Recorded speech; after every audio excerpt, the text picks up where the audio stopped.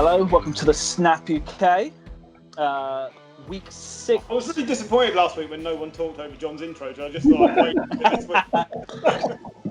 We haven't done that for a while. No. Because normally John hasn't been doing the intro, but it's not as fun when someone's actually already talking smoothly. Exactly, yeah, it's back. I'm back. But yeah. Sorry, you can do it again. I was really no. I'm going to keep this in. I'm going to keep this in as a memory of the old times. But yeah, welcome to this week 6 edition of the Snap UK. Once again, we're going to go straight into it because not much news, and there's lots of games to cover and some quite big games as well. So let's start off with the boat versus the goat, if you're into that sort of thing. Bucks 38, Packers 10. This has generally been the week that has been sent to kill all our fantasy games. That's this week. Oh, I don't know. No, you're just I rubbish, beat Gary. Jim. Just throwing it out there. But yeah, Aaron Rodgers didn't have a great week, did he? So yeah, anyone want to start us off with? Well, I think so obviously Paul did beat me in one of the fantasy leagues, and I beat him in the other. And Beat him in the only one I try in. But I would say that Aaron Rodgers, at the start of the game in the first 12 minutes, looked like he was going to keep being the Aaron Rodgers he's been all season. It looked like he'd run in for a touchdown, then it turned out his knee was down at the 1 yard line, and he did some weird little celebration. He did the Hingle McCringle there, didn't he? Yeah. And then it kind of, they were 10-0 up, and then all of a sudden that Bucks defense, they plugged up the run game, and they just basically said, "Throw it, Rodgers," and they just stared him down. And it was he looked like he was going really big, really early. Rodgers, he's thrown no touchdowns, all season, and he threw 2 in free throws. So interceptions, you know. Yeah, interceptions. Sorry, yeah, and it was just crazy to sit there and watch and to try and understand what must have been going through Rodgers' mind that took him from the player he's been all year to he must have built this game up to something more than it was, because it was just the Packers versus the Bucks, but it seemed like it was just much more, and he was just trying to prove something, and they just said, "You try, and we'll just take you down." That Bucks defense is a serious asset, isn't it? Yeah. I mean, the Bucks defense. One of the thing that really impressed me from the game was Anton Winfield, who's continued to impress any time I've watched him this season. But there's multiple pieces on that Bucks defense, which is just top notch. And you look at the pieces they have throughout that team. Once they start clicking, and I think people were possibly too quick to write off a very hastily arranged team playing the Saints week 1. Yeah, that's not. They didn't target Mike Evans very much. He wasn't on the field all that much. It was the first game that kind of Rob Gronkowski looked like Rob Gronkowski. But the other thing that kind of really struck me is that, and it's complete tangent, is like how good is the Chicago Bears defense, because they were able to get to Brady a fair bit last week. The Packers defense has also been lauded quite heavily, and they just didn't get near him, and they weren't able to get any interceptions, any turnovers. They weren't able to do to Brady what the Bucs defense were able to do to Rodgers, which is completely throw him off his game. So, I mean, we'll come on to the Bears later, but I think it's just something to note is that actually, that Bears defense, that pass rush is back. But, back to this game, the Packers they weren't able to establish the run. They're not. It feels like they're a team where they have to get the lead. They can't be chasing. They can't be chasing a game. Because once they get the lead, the run game clicks. You have to defend against that run game, and as soon as you overcommit to that defense, suddenly it opens up all the passing lanes for Aaron Rodgers to look like Aaron Rodgers. And the Bucs just didn't do that. Rodgers had a massive mistake, which then had a second mistake, and as soon as the Bucs were in the lead, they didn't take their foot off the Packers' throat. So I want to see the Packers. I think the Packers team is still good. They're obviously going to go to the playoffs, but they need to figure out how to chase games the same way that Dallas are somehow able to do it as well. So Aaron Rodgers in this game, his passer rating was 35.4 with his 2 interceptions and no touchdowns, completing 16 of 35, so 45% completion. Anyone want to have a guess? The other week. Anyone want to have a guess the last time he was statistically this bad or worse in a game? 2012. I'd say never. I'd say that's probably his worst game. I'd say debut season. They lost 7-3 against the Lions in 2010, and he was 34.7 in that game as a passer rating. So that is the last time. Last time he threw 2 interceptions or more in a game? 3 years ago. Actually, yeah. So he threw 3 interceptions week 15 of 2017. It's the last time he was this bad in a game as well. So it could just be that, he had a bad day. Like he was trying to beat a good team, taking it on his back, and just had a bad day. Did you see his quote before the game? It was around like everyone's kind of writing him off, but every year they write him off. But actually, his down years are career years for every other quarterback, or most other quarterbacks. Which I think is a fair point because he's never been bad, and he's had one bad game. I've got, unlike Garoppolo last week, I've got full confidence that Aaron Rodgers will bounce back and will carry on being Aaron Rodgers. He's just had a bad day at the office. The second quarter was just, it's an absolute confidence killer. I mean, it's the first time in his career he's ever had 2 picks and less than 10 yards in a quarter. It was just awful. And I think as well, like the defense had a lot of time off the field, didn't it? Because there was 2 interceptions, so I know it didn't go on for too long, but they weren't out there, being pounded for ages. 38 unanswered points. It's not like they ever brought the Packers back into that game either, is it? No. So it's 38 unanswered points against the Packers. But something went terribly, terribly wrong. Yeah, but it wasn't Aaron Rodgers alone. If you look that's what I'm saying. Look at Aaron Jones. They've lent on Aaron Jones this season like never before. He was averaging something like 6 yards a carry when you take all the games. Sorry? Yeah.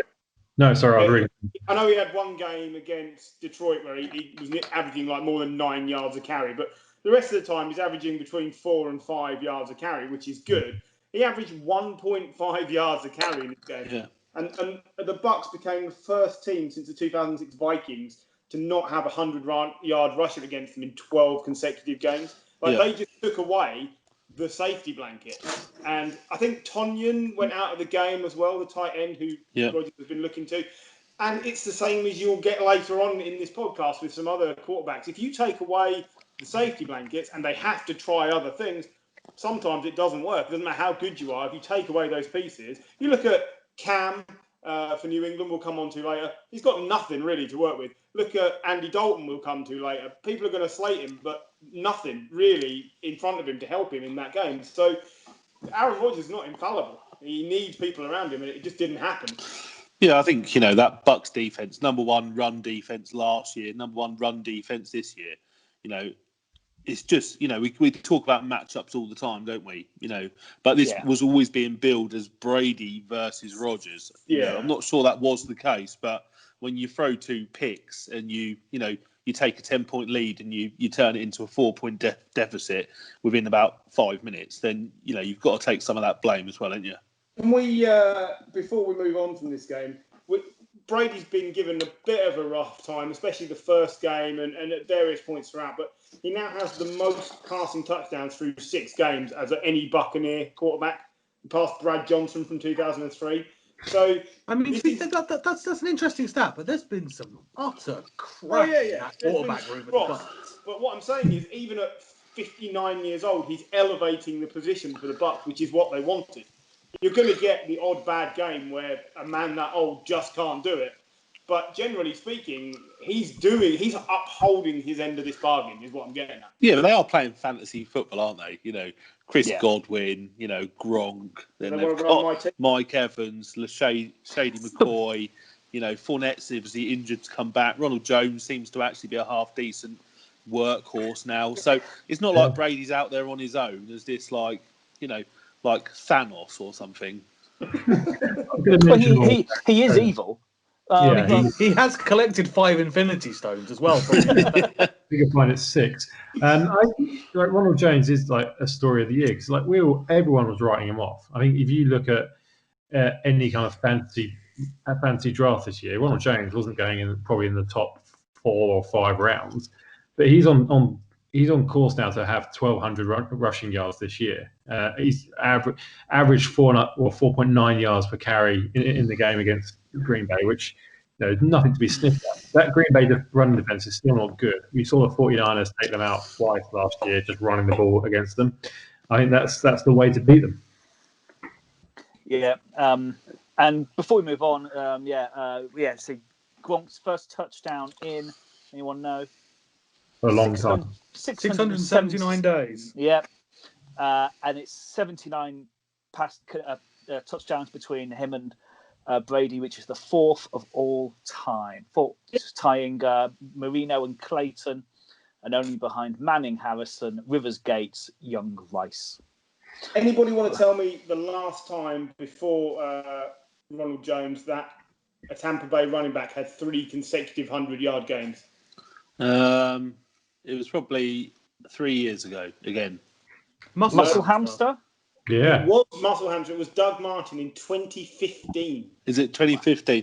He was good for a couple of years, wasn't he, before he found God? Or Every time he had a contract. He got drunk, then he found God, didn't he? Something like Then that. he found the Redskins and just went off the pace. Yeah. I liked Doug Martin at one point. Yeah, and he let me down. I have had a look at the stats for some of the Bucs O-line. And I was on NFL.com. And I think I've understood why the O-line players got better. I was having a look at Tristan Wirfs. The fella there, if I take away the background blur. It's mainly podcast, Paul. So, according to NFL.com, when it says arms, it says 34. So no wonder he's so good at blocking. He has 34 arms.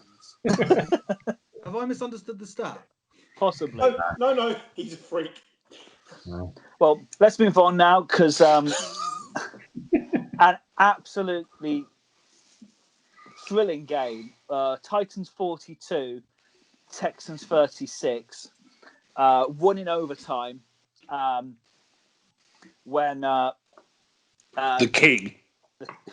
King Henry. Oh man, have you seen Watson's reaction to losing the toss? Yeah, I'm about to say knowing that we know what's happening here.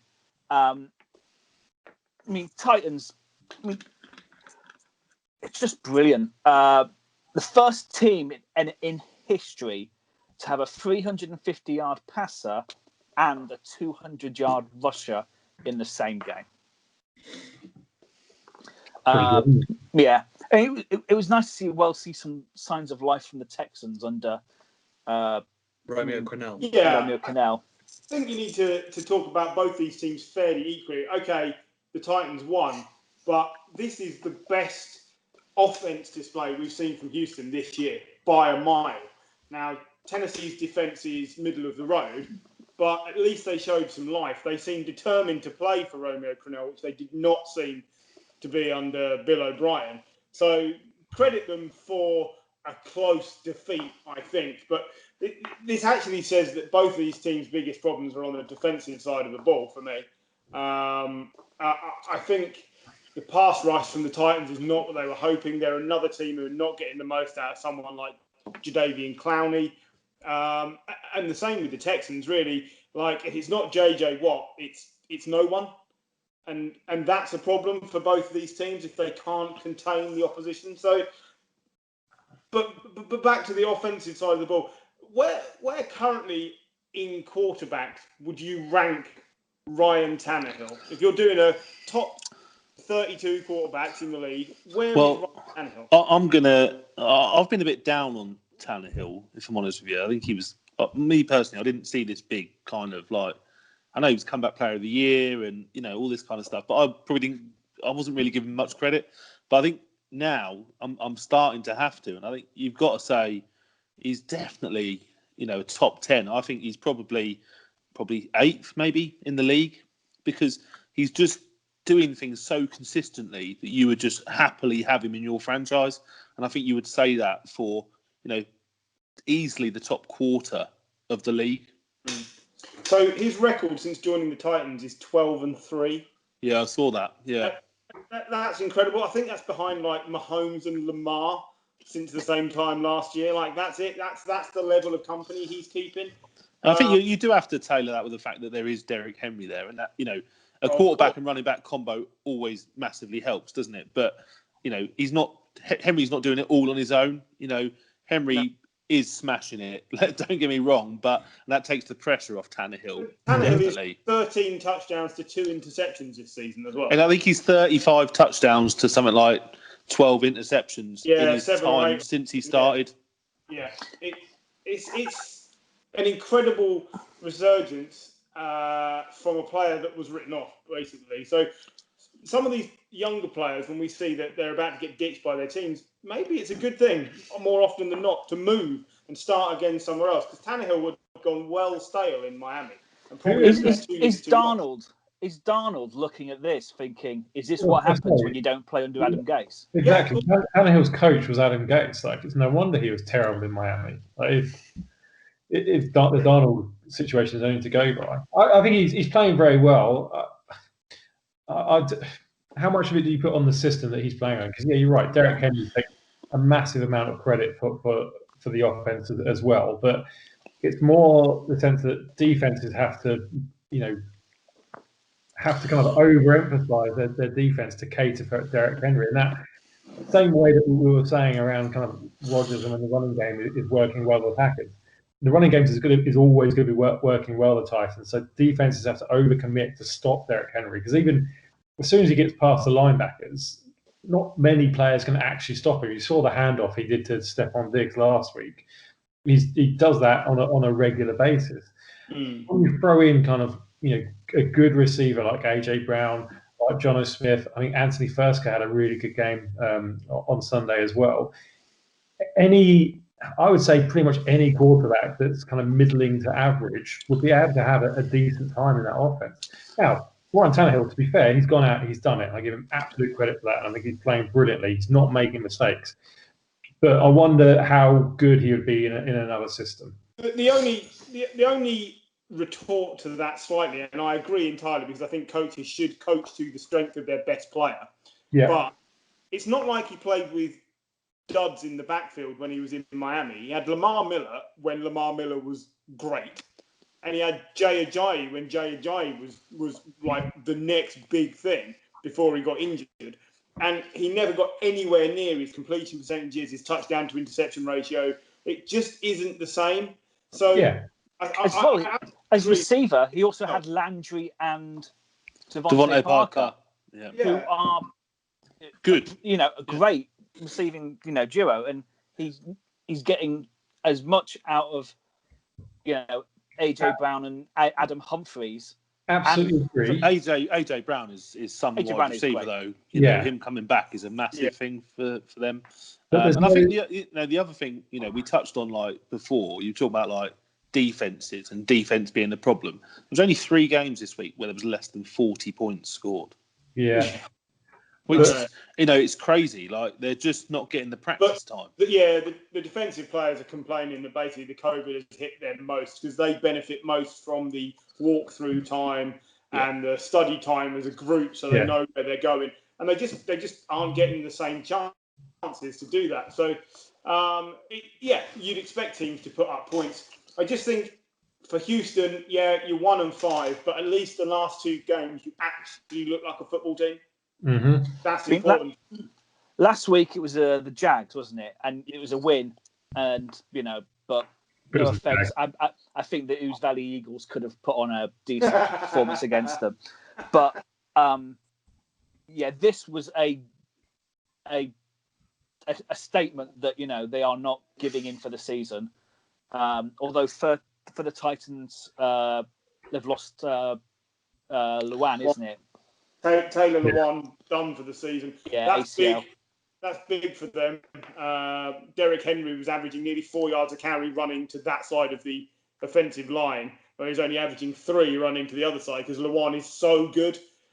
So that will hurt them, and he is done for the year. There's no coming back, but they have strength across the O-line. The O-line is generally very good, so it's not like it would affect half the other teams in the league as badly. So, but you mustn't discount that. You will see more pressure on Tannehill now, so he's going to have to get that ball out even quicker. Yeah, I mean, at the end of the day, they're 5-0, and again, very early days still, but I'd say nailed on for a playoff spot. One thing I do want to kind of talk about a little bit is there's a couple of head coaching jobs going available now. How attractive is Arthur Smith, the Titans coordinator, offensive coordinator, going to look for those jobs? Because it's 2 years now where he's turned a Titans team that were, pretty average into, perennial, two-time playoff contenders and taken to the AFC Championship game last year. Yeah, he's got the players, but he's still got to put the scheme in place. We talk about at the Dolphins where Tannehill had lots of players, but under Gate and under the offensive coordinator there was no scheme that worked. Feels like Arthur Smith is working, to your point, Griff.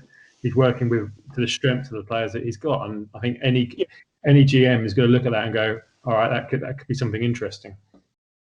I think you raised a really good point there, but I think one thing that's criminally underrated is the Titans' recruitment. So just their drafting as well, on the defense. I've been really impressed with Jeffrey Simmons. AJ Brown was a 1,000-yard receiver. I feel he is a top 15 receiver in the league. Yeah, I don't think the Titans' recruitment gets anywhere near enough credit.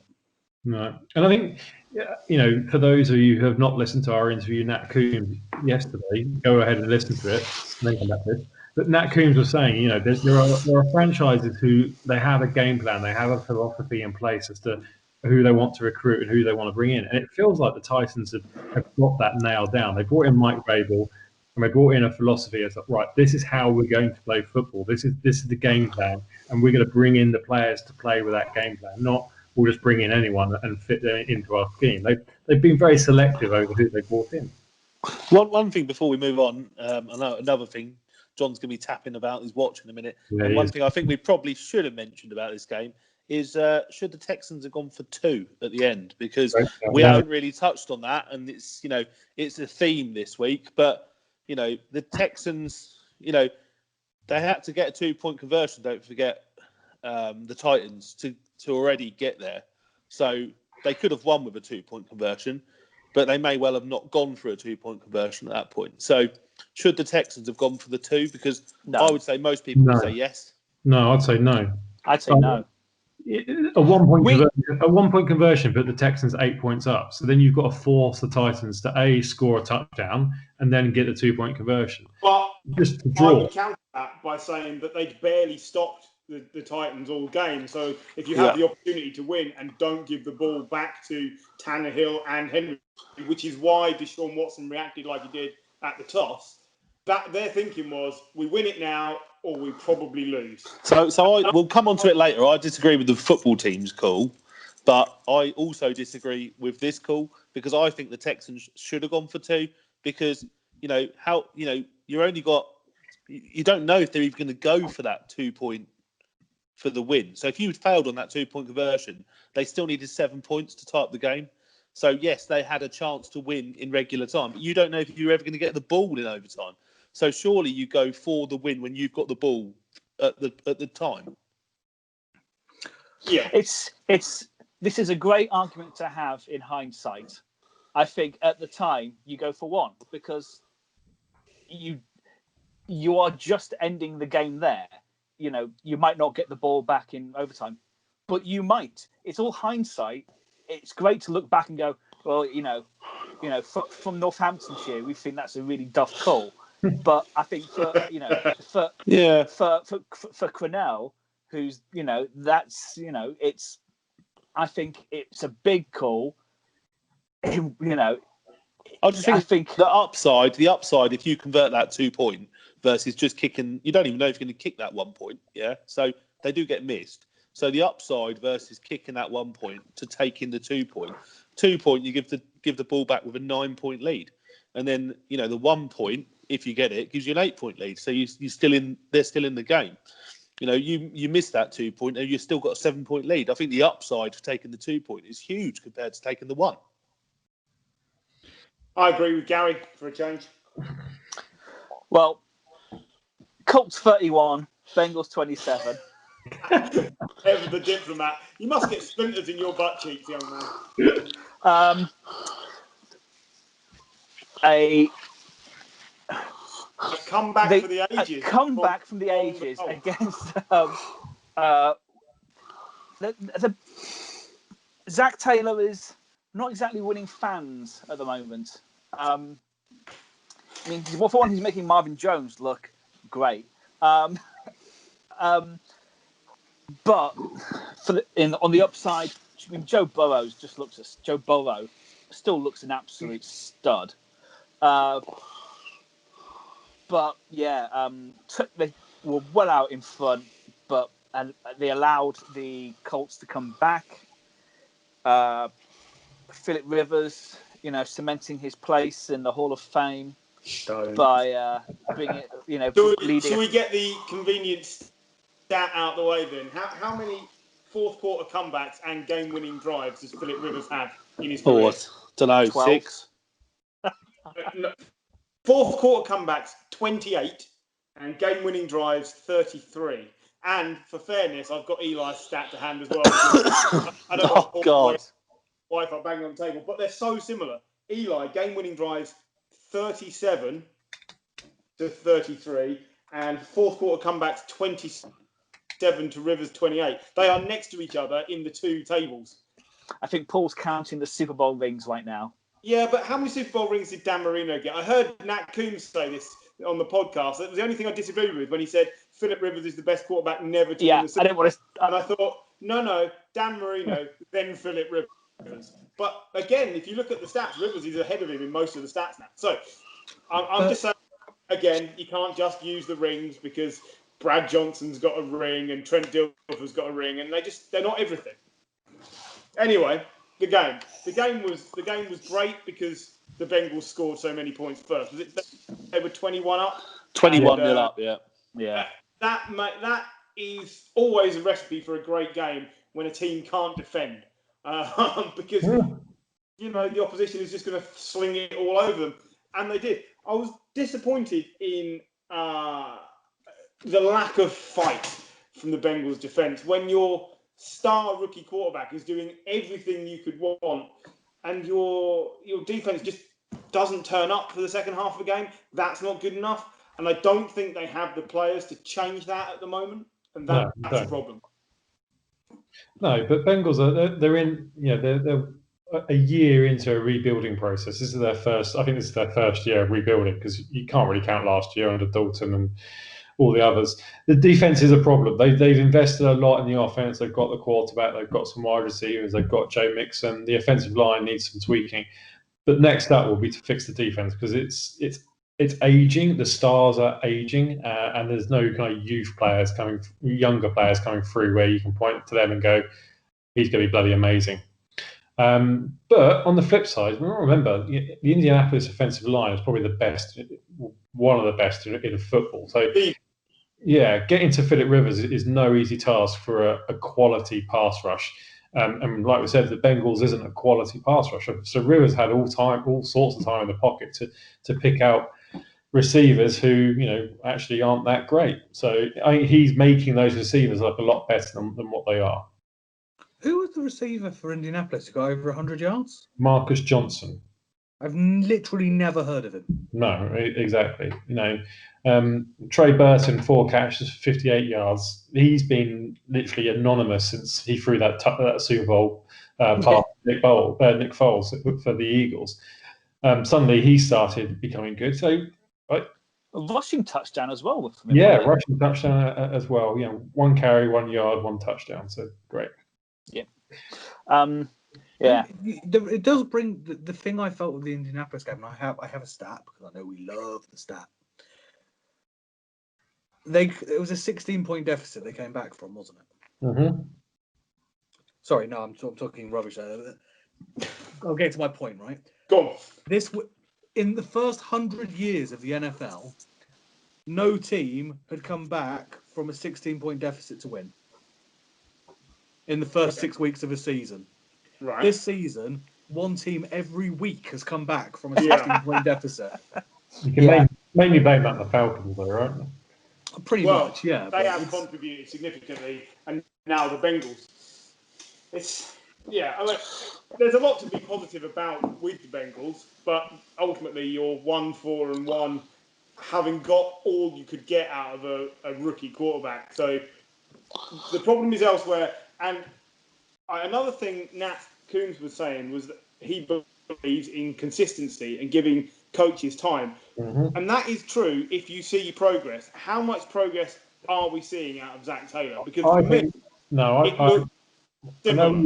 know where you're going with this. I think we are seeing progress. Like, they're in one-score games at the moment. Like, okay, this is an annoyance because they've lost such a big lead, but they're not getting blown out every week. No. Like, they're getting close to their opponents. And you think back to the 49ers, not last year, the year before last, when Garoppolo was out for the year. They were in exactly the same position. They were in really tight games and they were just losing out. The Bengals are in a similar position where, like I said, they're rebuilding. They're playing a heck of a lot better than they were last year. So, yeah, I think there's definite progress for that team. And I would be loath to get rid of Zach Taylor after this year already. Oh, me too. I'm not suggesting he shouldn't be there. I'm just suggesting what are you putting in place? They were 2-14 last year. What has to be the line for improvement this year? 4 wins? I think 5 or 6. Jim's raised a good point in the comparison to the 49ers. Shanahan's first year was 3-13, wasn't he? Yeah. There's still a lot of the season left. Yeah. I think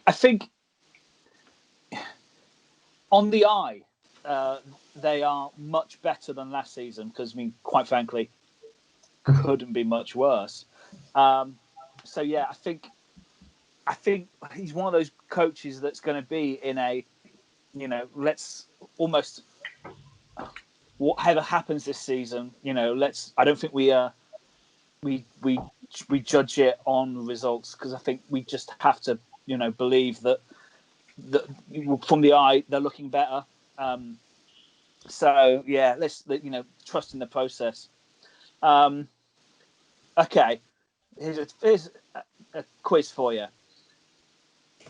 Burrow is the 5th quarterback in the Super Bowl era with 1,500 yards and multiple rush touchdowns. Can you name the other 4? Say that again. He's the 5th quarterback. What? In the Super Bowl era with 1,500 yards and multiple rush touchdowns in his first 6 games. Who are the other 4? Patrick Mahomes. Yes. Cam Newton. Cam Newton. He's still one is Lamar last year. Ben Roethlisberger? No. He did it last year. Kaepernick. Kyler Murray. Kaepernick. Andrew Luck is the other one. Luck. Oh, So he's in some pretty good company, Yeah. on stats. But yeah, we need to wait for the Bengals to carry on the rebuild before we start judging. And let's face it, the Bengals took ages to get rid of Marvin Jones, so they're not going to get rid of Zach Taylor that quickly. No. Nor should they. But I just want to know what the barometer is for progress. Let's move about to 14 years. So Steelers 38, Browns 30. Browns 7, and I noticed and wondered where you got these other 23 points from, but I didn't want to break the illusion. Sorry. Yeah. Wishful thinking. I've copied from the Ravens score. Are the Browns the worst 4-2 team in the league? No. It was just a bad day. John and I were discussing, there was a lot of talk yesterday from people like Stephen A. Smith and 1 or 2 others on ESPN about, that's it, Baker's done. Well, if I had 3 cracked ribs and was facing this Steelers team, I'd have crapped my pants as well. And I don't think you should be judging him on this game at all. I can't believe they left him in there as long as they did. They were on hiding to nothing, basically. It wasn't all on him at all. No. Well, it was partly on him. Of course, but not all on him. He's playing injured against the best rush we've seen in the league in years. I'd go further. I'd say it's the best defense we've seen for a while. Like, I think everyone was talking about the Steelers coming into this game as their schedule has been pretty easy. It's been the opposite of what the Texans had to start with in terms of playing teams like the Eagles, and this was like billed as like their first real test. And even some of the Browns fans were getting a little bit uppity, saying, "Oh, Steelers haven't played a proper team yet. You wait until they play the Browns." Steelers blew them off the park, like in all facets of the game, in offense and in defense, probably in special teams as well. They were in control of this game from the kickoff, and similar to kind of what the Bucks did what the Bucks did to the Packers in the last three quarters of that game. The Steelers just didn't let up this week. They let the Eagles back into the game a bit last week, not this week. I think these teams don't get on, do they? No. Clearly, yeah. And coming out beforehand, the Browns players saying we're doing this for Miles. Yeah, maybe wasn't the best idea because it added some spice to that game. And where the Steelers like to just kind of do enough, I think this time they were out to prove a point. And we don't see this enough from the Steelers, that kind of really nasty side and that side where they just want to destroy a team. It was quite refreshing to see, really, that they just kept up that intensity for the whole game. So if the Steelers can play like that, it should be a bit of a wake-up call for them that they could be that good. And Chase Claypool looked just as good this week as he did last week. Anyone who dropped him in fantasy must be like just, a little bit suicidal. Yeah. A little bit. You raise a really good point, Gary, with this, because we've been kind of critiquing the Steelers that they've been playing down. But this was their first real test. They did not play down at all to this. They wiped the floor with any Cleveland Brown fan who is unhappy with 4-2 should be hung. Yeah, completely agree. I mean, they got to Baker Mayfield. They had 4 sacks but 8 quarterback hits in total. Like, I think you're right, Griff. They were wise to take him out while he was still able to stand up. The only downside of the game for the Steelers was Devin Bush going off injured. I think he might be done for the year, and that was a massive loss for that defense because he's the heart and soul of that defense, and they'll do well to replace him. Yeah, as Minka Fitzpatrick, it's his third defensive touchdown since he's joined, which is the tied most in the NFL since in that period. I think only Marcus Peters can. But other than that, Minka is not. It's bizarrely one of the weaker parts of that Steelers defense at the moment. Like he's not. A lot of the aspects of his game, he's not particularly great. But when it comes to staring down a quarterback and getting him to chuck him the ball, it seems he's absolutely league leading. But yeah, other than it's a strange anomaly, really. It comes down to coaching again, right? I mean, again, where was Minka before he was in Pittsburgh? He was in Miami under Gase. Now the Steelers take him. They give a first-round pick for him, and they figure out how to use him. Coming out of college, he was, a kind of safety linebacker hybrid, and the Steelers are like, right, great, that's your skill set. We'll figure out how to use that strength. And the reason why he's getting picks is because quarterbacks don't know if he's going to rush or not, and if he's not, then he drops back. They lose him in all the other coverage as well. So he's able to eye the quarterback, figure out where he's going to throw it. He just steps in and gets his job done. That's what he's there for. He might not. That Minka was only drafted in 2018. Yeah. Spent a year and a bit on a terrible Miami team, and then has been thrown into the mix in Pittsburgh where everyone is brilliant. So it's going to stand out if you're not the best. But he's still a young defensive player, and they employ him in a position where his job is wait and see what happens. Yeah. If the ball doesn't come his way, he's effectively out of the game. But it's a wait and see. It's cover the middle of the field and don't let anyone throw in that direction. And people don't, because they know he's good enough. So it's a bit like when we've seen players in the past, like really excellent corners like Richard Sherman, who have a statistical anomaly season where nothing really happens for them because no one passes to that side of the field. And I think also any defence with two Watt brothers is allowed to have itself a little luxury, of a player that is more of a spy than somebody that's involved in every play. Spy is the right word. You allow yourself that, don't you? Well, Because you've got two Watts. I hate to see it, Gary, but the other Watt plays on offense. Well, you know what I mean. Fourth and inches could probably play the Minka Fitzpatrick role and be equally as good. I've just wanted to bring it up because I just noticed some Twitter, stuff saying that. Is he actually that good? I just wanted to bring it up. So there was a stat that I saw which I thought was a laughably bad stat, which is Baker Mayfield has 37 career interceptions as a starter. 25 of them have come against teams with a winning record entering the matchup. And you think, well, yeah, because those teams are really good at taking the ball away from the thing. Mm-hmm. So that's not a stat I like. But here's what I do like. So since 2004, how many wins do the Cleveland Browns have in total in the league? Since 2004. It's probably more than you think, but how many? 22. Since 2004? 64. 79. Oh, yeah, I was thinking 2014. Sorry. No, that's what I thought you were thinking. No. So 79 wins in 16 seasons or 15 and a half seasons. How many wins in that time does Ben Roethlisberger have over the Browns? 22. 24. He's just owning the Browns. They might as well be called the Cleveland Roethlisbergers because he just whops the floor with them every time. He's still the quarterback with the most wins in the Cleveland Stadium in the new stadium, isn't he? Yeah. Yeah. Just insane. He's anyway. Quite something. Anyway, guys, Eagles 28, Ravens 30, and I was a bit worried for the Ravens this game because to concede 28 points to this Eagles team, this Eagles offense, is worrying because when you compare, have you seen how many members of the starting roster of their offense are remaining? It's 2, isn't it? It's 2. 2, yeah. Jason Kelce, Carson Wentz. Yeah. Everyone else is injured, including 3 of their backups. I think maybe even 4, because I think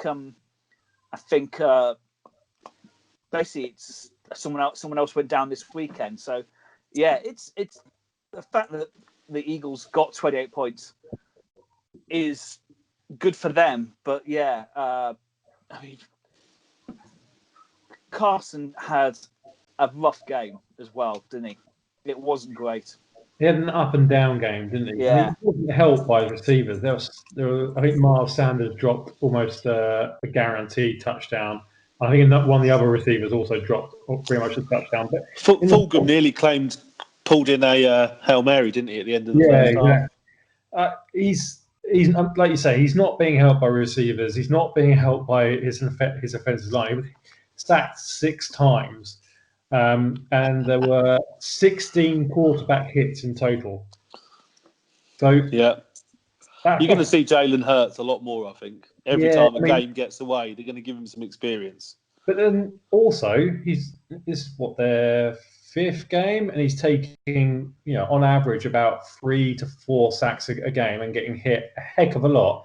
He's still fit. He's still going out there and playing football. And that's kind of been the downside to Carson Wentz over the last few years. It has been his fitness, but he's looking fit. But I can't put this on him at all because his whole offense is pretty much eradicated. He's managed to put 28 points on a good Ravens defense. Now the Ravens kind of took their foot off the gas a little bit. I was going to say, how much was it? But so let's not put it on Carson Wentz. Let's put it on the fact that this is a team that's just riddled with injuries on both sides of the ball. For the Eagles, what worries for them is it's a short week. They play the Thursday night game. I mean, admittedly, it's against bullshit in the Giants, but it's still a short week when you don't want to be having short weeks. I mean, when you're teams like that. Well, could the Giants win 2 games in 1 week? Yeah. Possibly. Just Yeah. because you're playing such an awful division. The Giants We'll- could be top of the division. I know we're going to Not a talk about bad it, thing. but there are lots of positives on that Giants team, and actually they're in no worse a state than the Eagles, really. Look, Carson Wentz is at the moment the most up and down. He goes from being Mitch Trubisky to being Aaron Rodgers and back in the same game. Like, some of those passes were brilliant, and then some of the decision making is absolutely baffling for a quarterback in his fifth year. I think the decision making is more. I think you call it 3 years. Yeah, I think the decision making is the fact that he hasn't got time to make decisions. Even any quarterback would be struggling behind that offensive line.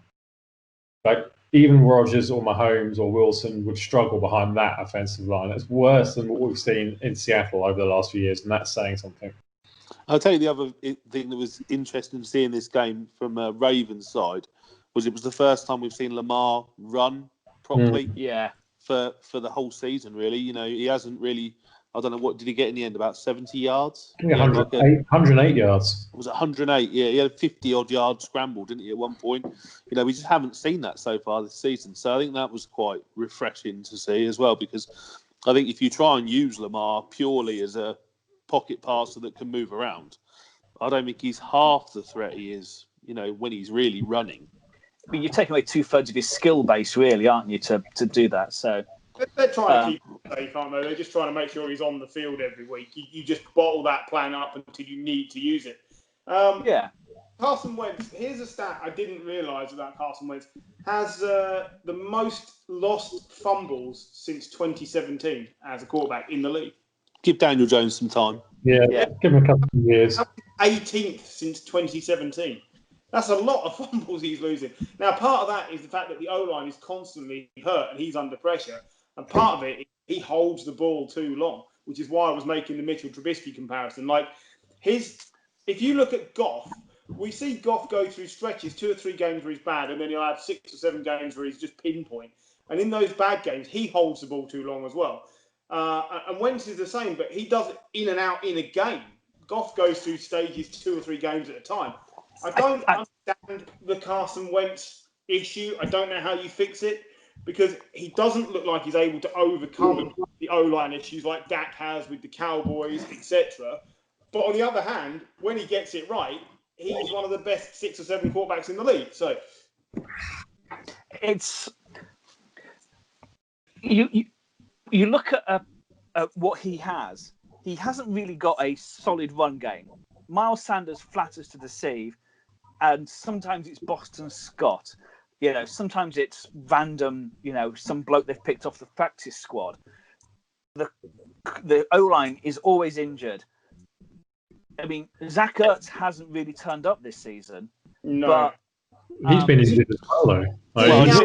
And who else are you going to cover? Who else are you going to cover? Nobody. There's nobody else to cover, is there? So he holds onto the ball because he must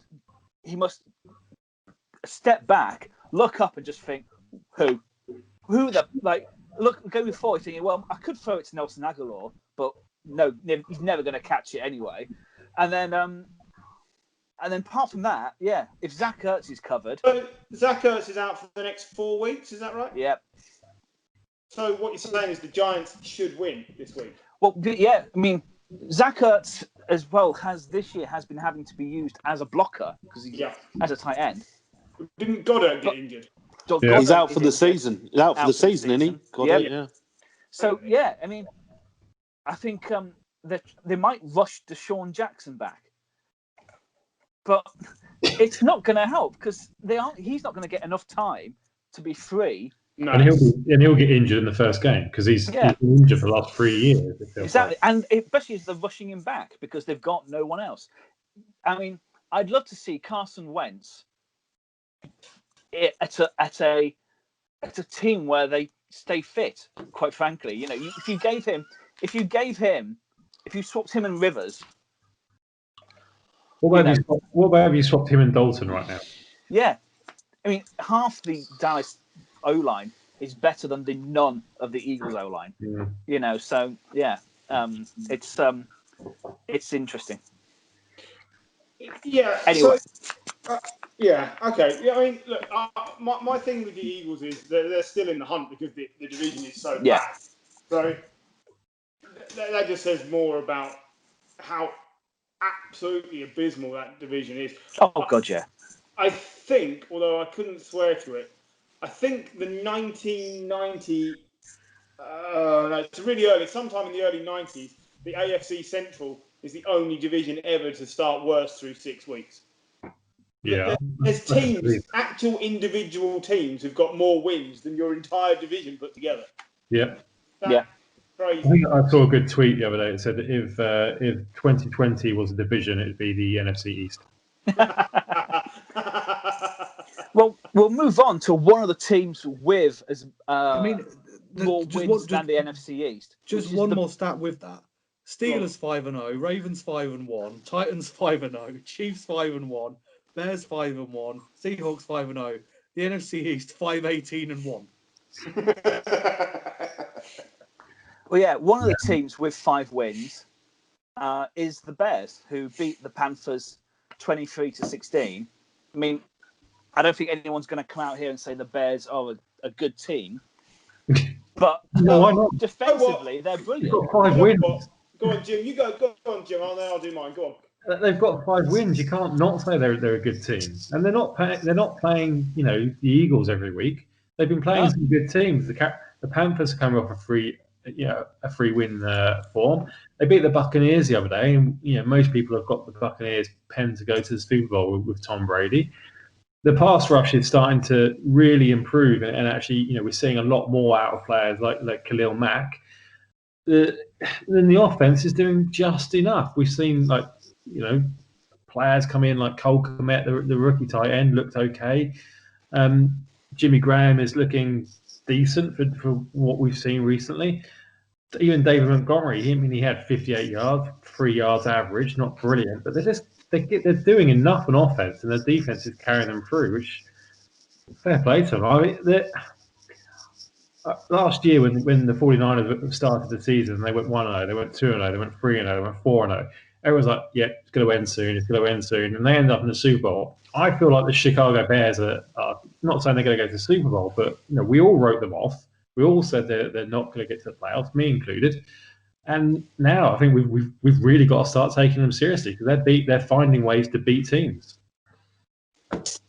Yeah. So what I was going to say was, do you remember back in 2015 when we watched Peyton Manning turn into Blake Bortles and the Broncos defense carried the team even when they transitioned to Brock Osweiler? And no one said this isn't a proper football team that can't win. What they said was, as long as the quarterback doesn't lose the game, this team can go all the way and win the Super Bowl. And it is exactly the same with the Bears, because the defense is doing its job regardless of what's happening under center. I'm seeing Gary shake his head. Yeah. I just think they're a terrible team. Like, are they? Yeah, but the Eagles are a terrible team. The Cowboys are a terrible team. The Bears are 5-1. Yeah, but Do you have to just say they're a terrible team to watch? They've got good defensive players, but are they good enough? I'm sorry, I just don't see it. Winning games. Like that's the yardstick, isn't it? You can have the Cowboys have got amazing players on offense. What are they? 1-4 now? 1-5? I do hear what you're saying, but I think in a game where it starts to get away from you, or they've got to score a lot of points. This Bears team cannot score a lot of points. David Montgomery and then Cordarrelle Patterson. There's nothing there. They're not good enough. Allen Robinson's all right, and then after that, you've got Darnell Mooney. Don't know who he is. You've got Cole Kmet. He hasn't even got a real name. It's just like Jimmy Graham is just a big rock who stands there when they get down the field. He is not the old Jimmy Graham. He might be putting up touchdowns, but that doesn't mean anything. And And I'm sorry, if you put them into a game where they trail, they've got no chance, which means that in playoff football, they won't go anywhere. But So that's just they're not getting behind because they've got such a good defense. Yeah, but you can talk about, they do this, they do that, but like they are not going to do anything. You're talking rubbish, and I'm not allowing it. You used to be the advocate of defence wins championships. I am still a massive, but not this year. Not this year, because look at the league. There is no way teams are going to stay generally under 30 points. This is not a normal year. So yes, the Bears, under normal circumstances, would have a chance. How many touchdowns have Foles and Trubisky got between them this season? Oh, I don't know, about 7. 12. And they have 7 interceptions between them.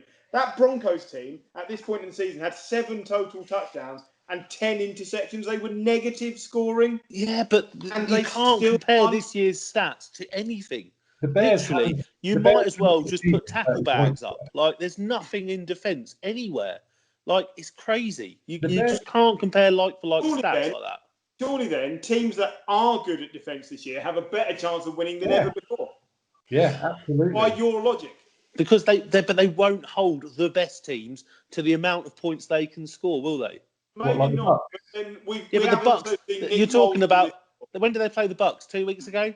Yeah, and they beat them. So the Bucks, and the Bucks have been together for 3 weeks. Yeah, so there's no way that a week 3 Bucks is the best team in the league, is it? No, like you put that Bears team against the Chiefs or the Ravens, or the Rams playing at the top of their ability. You're talking rubbish. But you're forgetting this. Everybody's forgetting something. Everybody's forgetting something very important. The next 3 games for the Bears: Rams, Saints, Titans. Yeah. So talk to me after that. We'll pick this up in. We'll pick this up in. We'll pick this up in 3 weeks. If they're 8-1, we're having a conversation. Yeah, so 5-4. Again, 5-1 is a realistic thing. We're not saying they're going to go to the Super Bowl. All I'm saying. I think you just said they might do. No, I said I used the example of the 49ers who did go to Super Bowl. And I said they aren't going to go to Super Bowl. They are going to get into the playoffs because that NFC North, apart from, is between the Packers now and the Bears. And the Bears above them? Yeah, the Bears are actually above them because they've got an extra win than the Packers. Yeah, of course they've had an extra week to play. Good football. And if you said yourself, defense win championship. And if you've got a defense playing good defense this year against everyone else who's bad, then you've got a chance. But there will be games where you need to score more than 20 points, and they cannot do that. Yes, they can. So they won't win the Super Bowl.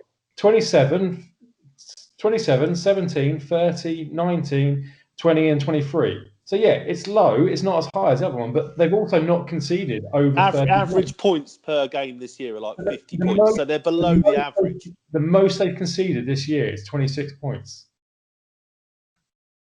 Yeah, look, I don't think you can discount a 5-1 team after 6 weeks, but I agree that the fixture list gets tougher, but that applies to everybody. I mean, the Bills just went 4-2, and we'd have said they were one of the best teams. So I absolutely think you've got to level it out at the halfway stage, which is where we'll be at after the next 3 games. I'm just saying they're not as unbelievable as it I think the thing is, when you look at their offense, and I'm a massive fan of defense, and I do believe it's the cornerstone to having a great, whether it be a dynasty or Super Bowl run. I do believe that. But I think when you look at, say, you take the Niners offense from last year to this offense, and you look at the options available, there is just not enough available. If they get one injury, who is the wide receiver? Well, Tariq Cohen is the problem. Losing Tariq Cohen could be a massive disadvantage because he's the gadget player that comes up with random touchdowns, and they don't have that now. Yeah, so they've got Cordarrelle Patterson. They are starting to use him differently as well. And he's always a gadget player everywhere. Yeah, I mean they are going to make the playoffs. Yeah, I would think they probably will. But I think they've got to play the Vikings twice and the Jags. They're making the playoffs. Yeah, so to Paul's point, let's say they do make the playoffs, then they've got one of the greatest playoff quarterbacks of all time. A bit like playoff Eli. They've got playoff Nick Foles. Oh, man. Like, I love a Philly special, but mine normally has a load of pastrami and some gherkins and all this other kind of stuff, And chuff off. But I'm just saying, with Nick Foles in the playoffs, it's a bit like the Giants with Eli in the playoffs. He's going to rock up, and you're going to win more games than you probably should. Okay, I'm going to leave it there because this is fun, but it's more time than the Bears deserve. For the Panthers, it's just it wasn't a good matchup. 3 wins though doesn't make it's just. I think it's where we expect the Panthers to be right now. I think they're ahead of where we expected them to be. I think Batman's done a great job. We haven't talked about much because there's not much to say this week, but this is the first week where you'd really look and say, that's probably disappointing. And it's only disappointing because of how good they've been through the last 3 games. Yeah. So before we head the break, Bills 17, Chiefs 26. It's so in the game, Patrick Mahomes reached his 90th career pass touchdown in his 37th game, which is unsurprisingly a Super Bowl era record, beating Dan Marino, who did it in 40. I will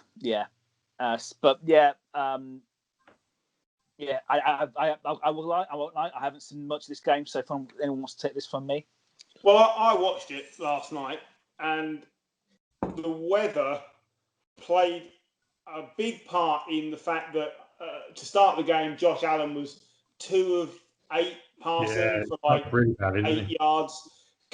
Every single ball sailed high. He looked like the Josh Allen from the last 2 years as opposed to the start of this year. And then Patrick Mahomes did exactly the same. I think at the end of the first half, 6 minutes to go in the first half, the teams had a total of 99 passing yards between them. Like, it wasn't easy for either quarterback. And eventually, Patrick Mahomes showed himself to be the more accurate long passer than Josh Allen, which is a surprise to no one because Pat Mahomes is generational talent. But again, one of these teams was going to be bitterly disappointed to lose back-to-back games. And if it had gone the other way, I wouldn't be panicking with Kansas City, and I'm not panicking with Buffalo. Their defense probably isn't as good as it has been for the last 2 or 3 years. That's more of a concern. But ultimately, they can quickly put themselves right in what is a bad AFC East and an average AFC in general, where they fit in the top 4 or 5 teams. I think the only downside for Buffalo really is Kansas now have one up on them in terms of if you meet in the playoffs, they can say, right, we've already beaten them. This is what we've got to do. We can do X, Y, and Z. But it was mainly the drizzle and the mist that was causing a problem for Josh Allen. He just looked rattled because of that. I think it was a tough week to play the Chiefs. Yeah, they wouldn't have enjoyed that loss at all. And I think Edwards-Helaire, 26 attempts. That's definitely feed me the ball, isn't it? 161 yards. Le'Veon who? I think that is definitely what that says. Like, you can bring in who you want, but I am the man, and he is going to still be the man. Well.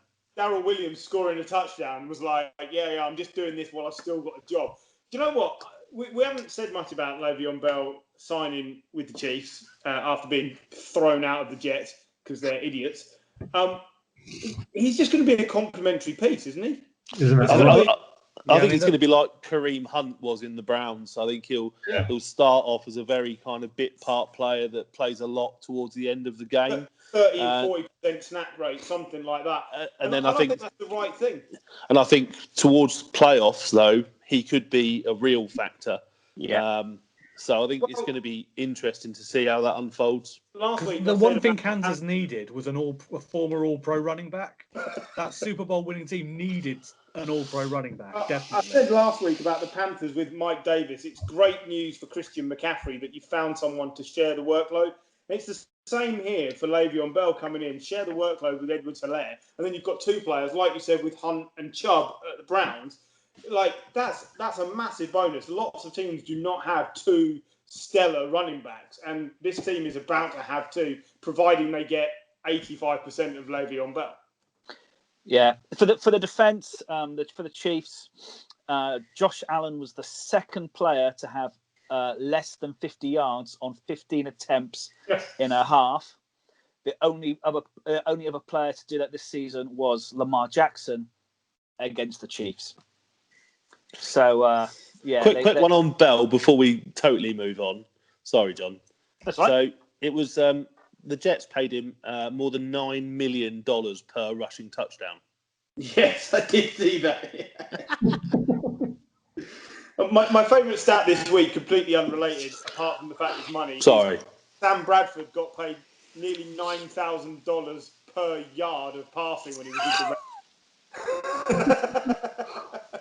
the Well, let's take a break, and we'll be back in a minute because after the Bears discussion, I think we need to a chill. Move on. And we'll come back and we'll go over the rest of the games.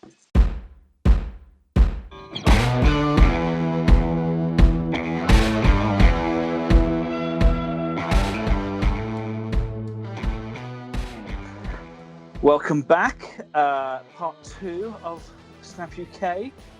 We're going to start with Pats 12, Broncos 18. I want to hear Griff explain this. Pat's coming off one day of practice in 2 weeks. There's your first excuse. I don't think there is an excuse, if I'm honest. I think if you want to use practice and then O-line injuries, they're your two problems. But there isn't an excuse for losing to this Broncos team. It's the first time under Belichick that we've lost a game without conceding a touchdown. That's 20 seasons, right? So the bigger issue is they're not getting enough going. They never got enough weapons, and we should have gone out and traded for AJ Green in the last week and hope we can make something out of him for a year, because that is what we're missing. So no excuse, but I also don't think it's time to press the panic button, because the Bills lost last night, which means top of the division isn't that far away. And I'd be confident enough that we're going to get wins over the Jets and at least one over the Dolphins. I think we already beat them once. We've got a good chance of beating them again, especially if we think they're now going to play Tua for the rest of the season after what they announced today.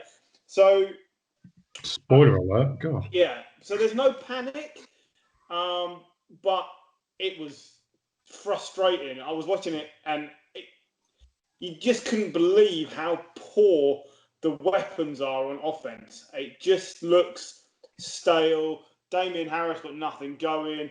Cam didn't really do a lot with his legs as well as his arm. It just looked poor. And, maybe the 10 days no practice is the only viable excuse. But I don't think that's enough when you look at what the Titans have done. They come out and won 2 games having had the same amount of practice and looked a lot better. I just think they were practicing outside of restrictions. Unlike the Titans, who are loaded with talent, there's no room for error with the Patriots. It's either everything goes perfectly and they win by 3 points. The Patriots having that former MVP quarterback, the Super Bowl MVP at wide receiver, the number one first round wide receiver. Must be awful. Absolutely awful. Yeah, probably. I'm only telling you what I'm seeing on the field. Can we give a bit of kudos to the Broncos defense? Because I thought they were awesome as well. Like Malik, they lost Von Miller at the start of the season, and I think everyone kind of wrote them off with Calvin Harris, the cornerback, going as well. Everyone just thought, well, they've lost their 2 leaders on defense. They got a young quarterback. They're rebuilding. They're restocking. This isn't going to be a good year for them. They're 2-3 at the moment. I wouldn't put it past them to kind of at least be in the hunt for a playoff position in the AFC, which there are some quality teams, but there's not a lot of depth there. Malik Reed had 2 sacks. Bradley Chubb is looking kind of back to his best. He's taken that kind of Von Miller role out. He got a sack and another 1.5 tackles for loss. So yeah, absolutely, it was a game for Denver to lose based on the fact that they almost did, because Drew Lock threw the ball twice in ridiculous situations, which he should never have done. And I blame the play calling on that, not him. But, a win's a win. They've kicked how many? 1, 2, 3, 4, 5, 6 field goals. I mean, that's close to a record. I don't think record is 8. Yeah. So, they've got the second best kicker in the league, I reckon. So they've also got one, and we were saying earlier, one of the best backup running backs, because Philip Lindsay came in, ripped off 100 yards on 23 carries like he'd never been away. So, they've got, plenty going for them. They look like a talented team. I suspect it'll be a year too early for them to be seriously in the playoff hunt. But, look at the record. they're on pace to trouble other teams as well. I wouldn't be surprised if they're in, like I say, if they're in with a chance come December. That wouldn't shock me. I don't think they'll be a playoff contender, but I think they'll definitely be. When they show that graphics like in the hunt, and they'll be one of the teams that are like, yeah, they could make it, but you got like about a million different things that have to happen before they do. I kind of see they're that team this year. Yeah. For the Broncos, they released former Time Man of the Year Blake Bortles just before the game, but then re-signed Time Man of the Year Blake Bortles to the practice squad Monday, I believe. Yeah. And here you go. Here's a question for you guys. Drew Lock is the second quarterback to defeat Bill Belichick-led Patriots on the road while throwing multiple interceptions. Who was the other? Peyton Manning. Nope. But Go Flacco. Mark Sanchez. It's Alex Smith. It's podcast favourite Kurt Schwarmer. Yeah. In 2001 in his MVP season. So just any chance to bring him up. Okay, from the bad to the ridiculous. Dolphins 24, Jets 0. Sorry, it just makes me laugh. It's such a bad team. I mean, so should we start with the Dolphins because it was we saw the start of Tua, and he is now going to take the starting role away from Fitzpatrick next week. And week after, they're on a bye. They're on the bye, yeah. There are now rumours of Fitzpatrick being traded away. I wouldn't be risking that with Tua's injury history. Like, let's just keep him in the building just as insurance. It's not costing him that much. And I think Tua's been very complimentary about everything that Fitz is doing for him. So I just don't see why you would put all that pressure on Tua to have to be the man immediately. I think that would be Adam Gase style management.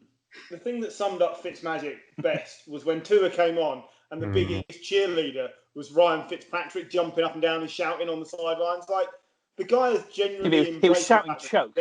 Yeah, but he's genuinely embraced the fact that he's there to tutor this guy and he's getting paid millions to do it. He just looks delighted to be out there or even stood on the sideline. And I think you've got to love a guy who just appreciates that he's had this career. Yeah, absolutely. I think he released a statement earlier today saying, like, he's kind of like happy to see kind of the game move forward and for Tua to be in the game. And he talked about kind of how he looks back at some of the quarterbacks, which helped him as well. So he mentions Carson Palmer quite a bit, and when he backed up Palmer, and I think he's one of those quarterbacks. He's like kind of Josh McCown as well, isn't he? Where Josh McCown has that reputation as being like almost not a quarterback whisperer, but another quarterback in the room who's going to help guide and help tutor younger quarterbacks. And Fitzpatrick just comes across as a really nice guy anyway, and like just down to earth. But he also, I think he's done himself absolutely no harm in anyone's eyes in terms of how he has been very open and upfront about the fact that, yeah, look, I'm not the future of the Dolphins. Of course I'm not. This guy is, and I'm going to help him be like the best quarterback I can possibly do. So yeah, it's great to see, and I look forward to seeing Tua. Like, he was awesome when he was at Alabama before he got injured. I think he's good. I really hope he's as good as what he was back then. Yep. The Jets have started 0-6. I think only 5 or 6 other teams have done that since 2015. I didn't get round to finishing looking up who it was, but like the Bengals will be on there. I think the Browns. Browns, definitely. Lions. Yeah. The Lions. Niners, 1 year. Niners, yeah. 1 year. I don't know about the Lions. That was before. The Lions have had an 0-16 season, haven't they? Yeah, but that was before 2015. I'm only talking 5 years. Well, there's been bad teams, but when we've watched that Browns team, that Bengals team, at least you could see flashes, bits and pieces.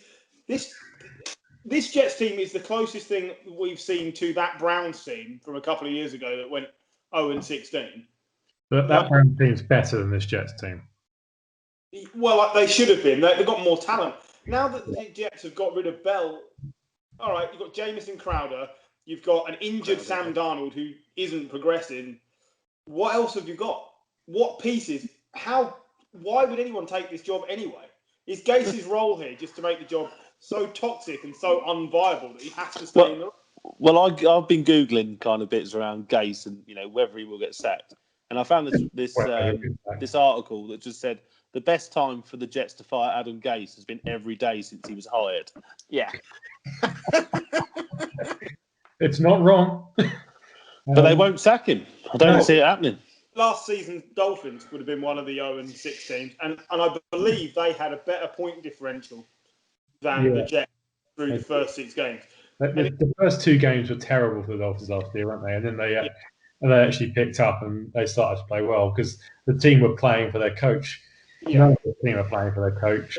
Right? It's like a team devoid of leadership and talent. Yeah, and it's an embarrassment.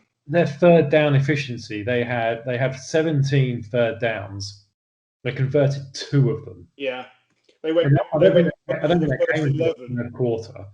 It's just a bad team, and we've mentioned, or I've mentioned it particularly throughout the program about this player's doing well, but his new team. But then look who he was coached by previously. Adam Gase is a bad coach.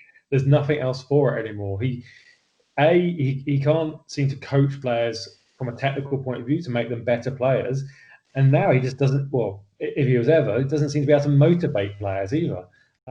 So without that, and without the ability to be a talent spotter and bring in the right type of players, which I don't think he can do either, there's absolutely no hope for him. The Jets should never have hired him after the Dolphins anyway. They did. It's not worked. Get rid. Like him and Greg Williams, who also had a bust up at the weekends as well. Both of them need to go. Sack them both.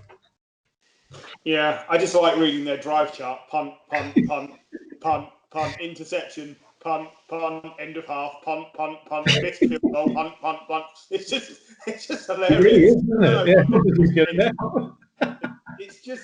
It's just dreadful. It must be awful being a Jets fan. And they're wasting players like Quinnen Williams, who's a good player but is just unable to do anything. All the players that have been through there, especially on the defense side of the ball as well. Sheldon Richardson was a good player. Mohamed Wilkinson was a good player. Jamal Adams was a good player. Now, the other kind of defensive tackle they got now, who's a good player, who apparently they might be trading. I can't remember, Quinton someone. No player wants to be on this team, and you can't blame them, can you? Not really. Did they have a cornerback called Lamar Jackson? Yes. I did not know that. There you go. You need the other guy playing at cornerback. He might be better. We can't go out for Lamar Jackson. We've got Lamar Jackson at home. I think that's enough about the Jets. Yeah. I don't know. I can't believe he's still in a job. I just don't understand. I think the only thing is that if they don't sack him halfway through the year, he's going to be sacked the day after the final game on that Monday. We've got people on this podcast who work for some big companies in different industries, right? At least, well, almost all of us work for big companies. I think Jim and I probably work for the smallest companies.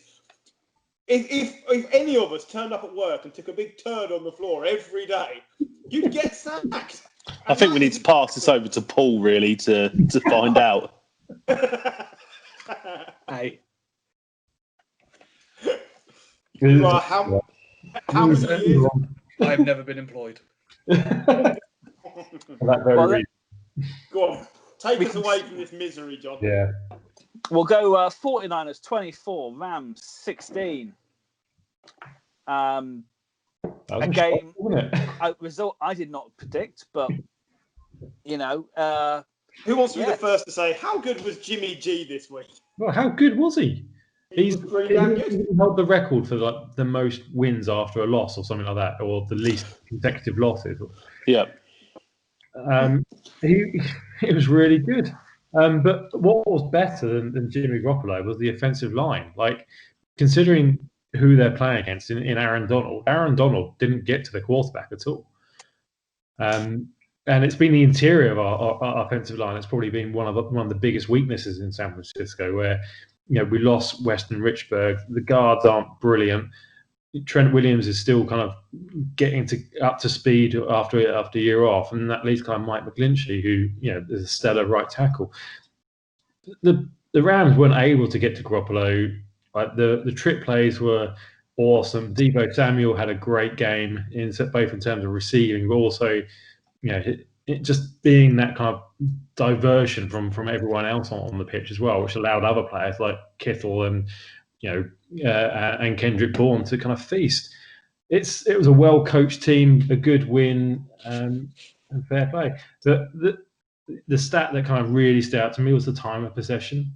38 minutes for the 49ers versus obviously 22 for the Rams. So, the way to stop an offense is don't give them the ball, and that's exactly what they did. Yeah. So, for me, Jimmy G is the anti-Cousins because his primetime record is incredible. He is 7-1 in primetime. That's a .875 win percentage. Wow, I didn't know that. I saw that stat. It's the most winning percentage, the highest winning percentage of any quarterback with 5 or more primetime starts in the last 5 years. And Kirk Cousins is just the opposite. He's like 1-7 or 1-8 or whatever. It's like at least he turns up most of the time. And I think that's why games like last week, when he looked so bad, admittedly hobbled, that's the knock on Jimmy G. It's like you just don't know. There's not very much consistency in terms of week to week. Yeah. But when he's good, he's really good. That's the thing. It's like, and I think I said this last week. I still don't trust Jimmy G to get the job done on a consistent week to week basis. Like he's not. Okay, Aaron Rodgers had a bad day, but he's not Aaron Rodgers in terms of like if you're in a hole, you kind of expect Aaron Rodgers or that ilk of quarterback to pull you out of that hole. Jimmy Garoppolo is not that quarterback. I think again he needs to be in the lead, not chasing the game. And I think the other thing for the Niners, and it's been the case for at least 2 or 3 years now. We managed it very well last year, but we have been a very injury-prone team as well, and we're still very beaten up from our trip to New York, really, and we've had historical issues with injuries, haven't we? I think to beat what was quite an informed Rams team, quite comfortably, we gave up a touchdown right near the end to make it an 8-point game, but. For a divisional game against a form team, it was pretty comfortable. Yeah. Also, want to mention Jason Verrett as well because he's come into the team this year. He was out all last year, injured. To your point, Gary, I think, out of all the quarterbacks in the league, he's got the lowest quarterback rating of quarterbacks that throw to him at the moment. He's having a real good comeback year in place of kind of Richard Sherman not being around, and he's a veteran presence in a backfield which last week was absolutely terrible. Yeah, Raheem Mostert's done, isn't he, for the year? Is he done? He's gone on to IR. Gone to IR. I don't know if he's done for the year. Oh, okay. They've left him open to come back. But I mean, I think that's quite a big blow. But at least you've got players who can pick up the slack, and more importantly, you have a coach that can utilise whoever you've got. Yeah, I think you have the anti-Gates. Yeah, the anti-Gates. Well, effectively, yeah. Like, I just don't know what to make of the Niners. I don't think they're anywhere near as good as last year because of injuries and the like, obviously. But equally, it's a bit like when the Patriots have been not great in the past. You've got a coach who makes up for those deficiencies, and that's probably worth 2 or 3 wins a season, like Belichick has been for years. Like sometimes, I think Pete Carroll is worth another win for Seattle every year. It's the strength of our division that might cost us getting to the playoffs. And I think if you put us in, in a different division, we'd be really competitive. East? Yeah. NFC East, you'd be undefeated. That's the thing, we've already lost to the Cardinals, and we've got to play the Seahawks twice yet, and we've got to play the Rams again. So, we've got I think there's another very difficult schedule again this year for the Niners. And that's another thing. We don't get a lot of downtime. There was a period last year where there was like 5 games where we were playing like all teams in the top 10, weren't we? Yeah, we played the Ravens, we played, it just went on and on and on. And if you look at our schedule this year, it's very similar. We did mention it last week as well. I mean, the next game is the Patriots, which, given kind of the performance this week, you do put a bit more of a question mark over. Okay, that could be winnable. But then after that, it's Seahawks, Packers, Saints, Rams, Bills, football team, Cowboys, Cardinals, Seahawks. So yeah, again, looking at it on paper, you'd say there's maybe 3.5 wins there. Roughly, like if the 49ers finish 8-8, given everything that's gone on this season with COVID, with injuries, with Super Bowl hangover, Super Bowl hangover, finishing 8-8, and like I said about the Broncos being in that contest for they're in the hunt, they could get there. I think they'll finish third in the division because I think the Cardinals will probably finish last because they're still rebuilding. I think the Rams will finish above us and the Seahawks finish above us as well. Well, let's move on to the Cardinals, who wiped the floor with the Cowboys 38-10. It's the first time the Cowboys have trailed by over 21 points in the first half since Week 17, 2015, which was also the last game that Dak Prescott did not start for the Cowboys because he hadn't joined. So Kellen Moore was the quarterback that day. It was it's for one hilarious. It's going to be interesting to hear from all those on the podcast that said there's no drop off between Dak and Mr. Dalton, Mr. Griffin. Yeah, I'm prepared for this, and I stand by it. Did you see the O-line? Yeah. The O-line. Andy Dalton threw some brilliant passes, made some brilliant decisions, saved the team from taking a sack. But my God, he was running for his life. They had 2 of their original season O-line players left. Martin left. Was it Zach Martin? Whichever one was left on the right-hand side of the line left after like 10 minutes with a concussion. Zach Martin. And they got nothing. There's nothing in front of him. And the difference between Dak and Andy Dalton is Dak will run around and make something out of nothing. And Andy Dalton, it'd be like putting Tom Brady back there. Like, he's still a really good quarterback, but it's not the same. You've still got to stop him getting crushed. So if they're going to play like that on the O-line, yeah, he doesn't stand a chance. But it's not on Andy Dalton. Dak would have put a lot more points on the board than that. And they'd still have lost. They may well have lost, but yeah, that game would have been much Dak would have put up more points. He would have given them a chance to win. That's the job of the quarterback, isn't it? Twice. Zeke got big. That's his 5th fumble this season. He's got an issue. Yeah, he's had 4 across his other seasons. 4 fumbles. That was bad. So Dalton didn't get any help. You cannot judge Dalton on that game. You've got to give it 5 or 6 games. Then if he's no good, fine, move on. But I don't think that's a fair reflection on Andy Dalton at all. Like, this guy was winning games when Cincinnati were terrible. He had a 5-year winning record with the Cincinnati Bengals out of his 9 years there. So he knows how to play in a bad team, but he's not going to elevate an O-line, is he? That's just not who he is. He's not Deshaun Watson, Dak Prescott, Patrick Mahomes. So be realistic with your expectations. He's not the problem here. They weren't my expectations. They were what other people were telling me, is that, there is no drop-off. And, if I'm honest, I'm not sure we've seen that yet. And look, Dalton will take a bit of time, won't he? But I think on that first showing, there's a drop-off. I think what was said was behind the Cowboys O-line there wouldn't be a drop-off, and we can't judge that yet because he is not behind the same O-line. That's true.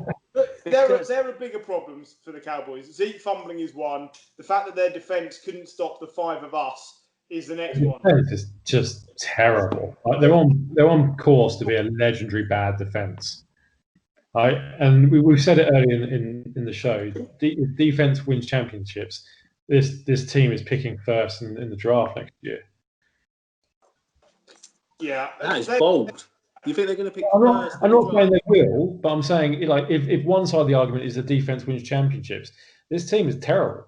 Like, because yes, you've lost your quarterback. Your running back is fumbling pretty much once a game. They've conceded 84 points this season off of turnovers. So, and that's become because Zeke is fumbling, but also they're chasing the game too much. Andy Dalton had to throw 54 times last night.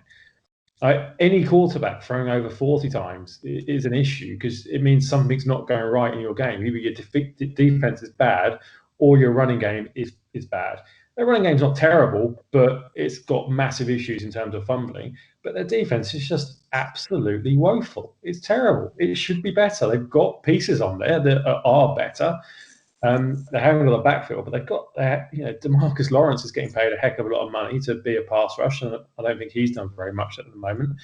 Good to see Leighton Van Der Esch back. I think Jalen Smith needs that, but again, he needs time to get fitter and get better. And then you're still left with the fact that they've got no safeties, they've got no cornerbacks of note. So what are they going to do? I don't know. I can't see it improving. I can see the offense getting better with Dalton having more game time, but I can't see the defense getting any better. They won't McCarthy because you can't sack him 6 games. No, but Mike Nolan has got to go because he is running the defense, and they need to find someone else to do it. He hadn't coached for 8 years? Yeah, like he hadn't been a coordinator for 8 years. This is why. He's not up to speed. He's not even reacting fast enough, let alone planning in advance. So, with the talent they've got on the defensive side of the ball, someone else will get better results. Well, they've there's been a couple of leaks starting to come out of the locker room, hasn't there, over the last kind of probably 12 to 24 hours. Apparently, the Cowboys players have been keen to keep things internal for a while, but now they are just fed up with coaches that apparently do not know how to do their jobs and cannot make decisions on the fly. So a couple of bits have been leaked out to a couple of reporters in the States, and that's kind of come out in the last few hours, going quite heavy on Twitter at the moment. Oh, I haven't seen that. Yeah, that doesn't surprise me because they strike you as a fairly professional bunch of players, but after a while that must get you down when you feel you're playing your hardest and it's clear that the play calling is dreadful. It must get to you. It's like being hampered in your job. It would annoy you all the time. Let's give one or two props to the Cardinals, though. I mean, my favourite stat from the weekend was seeing that Kyler Murray is now 7-0 at AT&T Stadium because he played there in college as well, and he's thrown 3 touchdowns every time he's been there, so 3 or more. So that's pretty impressive. And who knew that Dre Kirkpatrick was still playing? Because I certainly didn't. But, he showed up, interception in the third quarter, and that's his 4th career interception on a Monday night. There you go. There's a random stat for you. The Cardinals' defense, I saw a clip of Buda Baker on a safety blitz just come in, and it looked like a wrestling show. It looked like a Goldberg-esque spear. Yeah, if he'd been carrying a chair, you wouldn't have been surprised, would you? It was incredible. No, it's just... Yeah, and again, you point a little bit to coaching on that fact that the Cardinals' defense hasn't got. I mean, it's probably got the same amount of quality pieces as the Cowboys one, and they've lost their best pass rusher, but they're able to produce. And I think you're right, Paul. Buda Baker had an amazing game last night. Paul, to your wrestling analogy, here's another one. Kyler Murray has tied former Cardinals quarterback for the most games with 1 passing touchdown and 1 rushing touchdown in a season, which is 5. Bearing in mind he's done that in 6 games, which was set in 1950. What was the name of the quarterback? I have absolutely no idea. Jimmy Hart. Now, he was swinging a megaphone while doing that, but that's an incredible thing to have gotten away with back in the 50s. I didn't know it was that old. I was just looking. Can you remember who the Cowboys' 2 wins were against? Falcons. Yeah. And they won last week, didn't they? Bengals? Nope. Giants? Yeah, Giants. Yeah, last week. So, and in those wins, they also conceded 39 and 34 points to atrocious teams. So, yeah. Oh, my God. It's so bad. I had them down as going to the Super Bowl and playing the Steelers. I suck. Yeah. Well, let's move on because a game I forgot to put in the running order, which is bad. It's Giants 20, football team 19. Now, I said to John, somebody had tweeted out that the funniest and yet saddest thing they saw this weekend was was a Giants player celebrating with a double backflip when he stopped the former Redskins from running in and scoring a 2-point conversion attempt. Yeah. For the win. He then did a double backflip and celebrated like they'd won the Super Bowl. Now, it's great that the players are playing with that much heart for Joe Judge, but it sort of sums up where the Giants are right now. Yeah. Yeah. It's not pretty, but their defense is actually showing up at least with a good deal of effort and no small amount of talent. Like I quite like what they're trying to do on defense. They've got some good pieces. I think they've got some developing pieces. I think that there's some potential there, and I agree. Like you have to commend the effort level. There's no there are a few kind of well-known names in there in terms of kind of Blake Martinez and Jabril Peppers and Leonard Williams, but they're not kind of stellar all-pro players. They're kind of, and they're not. Logan Ryan is the only all-pro player on that team. But they've got the other two linebackers, Ty Crowder and Kyler Fackrell. I'm sure they're made up names. They last couple of weeks they've been forcing turnovers, so it's something to build upon. I still don't think Daniel Jones is the quarterback of the future of the Giants. If the defense is kind of developing and there's potential, I still think there's massive issues on the offensive side of the football. Oh, definitely. I think that's as much as that game deserves. So yeah. Hang on, because Gary. I agree with you. That's all that game deserves. But as a Giants fan, if you told me we'd be in the hunt after 6 games, I'd have bit your hand off. That's the same as saying that, technically speaking, I've still got a chance with, and then name any random female TV celebrity that isn't married because they're not married. That's it. Miriam Margolis? Yeah, Miriam Margolis. Yeah, that's it.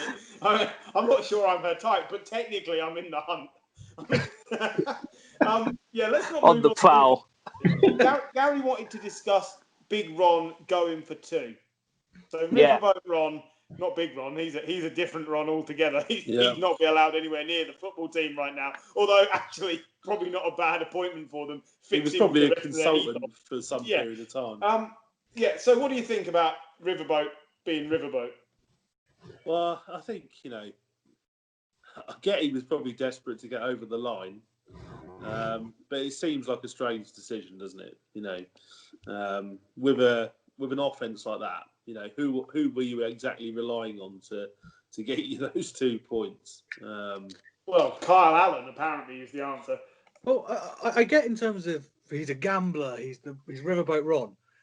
I wouldn't want to watch another quarter of the Giants versus the football team. So I kind of get why he did it. Either way, you win the game. Great. I mean, he's doing us all a favour.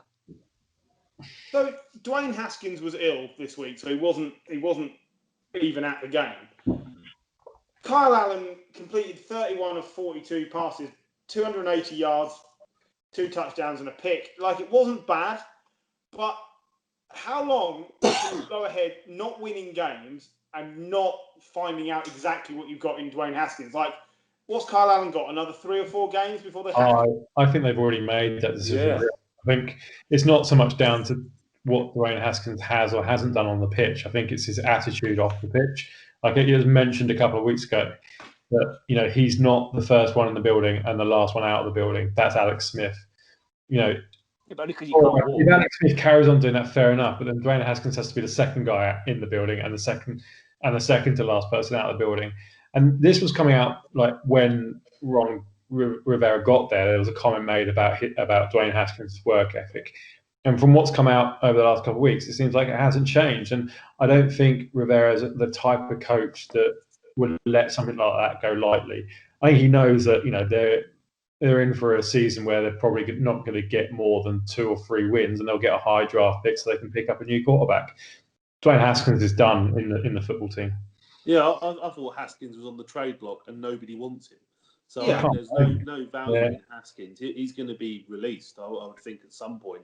I suppose, for me, the bigger question was, last week, Allen was injured, came back into the game. They didn't come back into the game, and they ran with Alex Smith. I suppose my bigger question is, what did they see, not see? What did Alex Smith feel that meant that, he wasn't, could you be, at the moment with Washington, you could be using both quarterbacks, couldn't you? You could be mixing it up a little bit. You could be. I think it's the fact that Smith hasn't taken as many reps as Allen, and Allen already knows the offense because he played at the Panthers with Ron.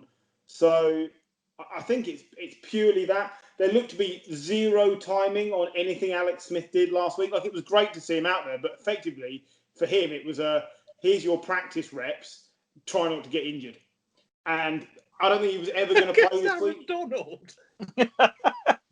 Tua's got to start against Aaron Donald and time. We didn't mention that, but Tua is about to start his career properly against Aaron Donald, and he's going to get crushed.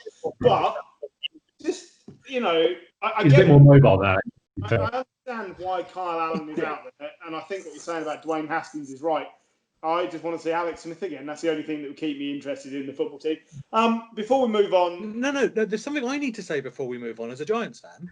Definitely to move on from this game. We definitely do need to move on. But I remember how much the Giants got slated for not taking Haskins. Yeah, true. That's true. That is true. And I was just about to say, the touchdown pass from Daniel Jones to Darius Slayton is an example of the skill that Daniel Jones does have. And the scamper run for the touchdown as well. I think he ran for the touchdown as well. He's an example of the skills he does have. But he doesn't seem to be able to move on from the weekly problem of, I'll hold the ball for 8 seconds too long and it will probably get knocked away from me at some point. The development isn't happening at pace, but the raw talent is definitely there. Like, that pass over the top of the defence into the corner was beautiful. It was one of the best passes of the weekend. So if I'm a Giants fan, and I know 2 of you, I'm not that down. Like, I'm disappointed of how my team started, but I'm not that down on Daniel Jones right now because I think the issues can be fixed if you get enough other talent around him. I don't think his ceiling is that high, but I don't think his floor is that low. We have the best second-year quarterback in the division, and we're in the hunt. I'm going to have a great time. I'm having a great time with Giants fan over here. We won. Okay, we're moving on. Vikings 23, Falcons 40 in a game that is really only significant because it's the first game of the non-Quinn Falcons era. So Raheem Morris gets a win. Yeah. And that scoreline flatters the Vikings, let's be honest. Yeah, they were never, ever in this game. Cousins threw 3 touchdowns and 343 yards, but he also threw 3 interceptions, at least one of which was mind-numbing. It's just like we often come back to this with Kirk Cousins, like, who the hell is he? Is he a good player or not? He's like even when he's good, they suck. He's like Daniel Jones. Like, every so often he does something which you're like, that's really good. But then most of the time, this season especially, he's just been terrible. And I'd actually put, in terms of kind of how they're performing, I'd put him below Daniel Jones at the moment because of the cast of characters around Kirk Cousins looks really good. Like, Justin Jefferson is probably one of the best rookie wide receivers that's not named Chase Claypool. Smith, second-year tight end, is a good tight end. He's really come on well this year. Adam Thielen is a good wide receiver. The offensive line is good. Okay, Dalvin Cook was injured, but Alexander Mattison was a decent player last week, and he kind of fed off the cliff this week as well. So Kirk Cousins has got the players around him, and that defense isn't terrible either. They've had a bad day. They found Julio Jones has finally woken up in the 2020 season, and they've just been absolutely beaten. But yeah, those 3 turnovers that are quite early on in the game absolutely set the tone for this game. And That's the second time in six games. Or was it the third? It might even be the third time. No, it's the second time in 6 games. Second.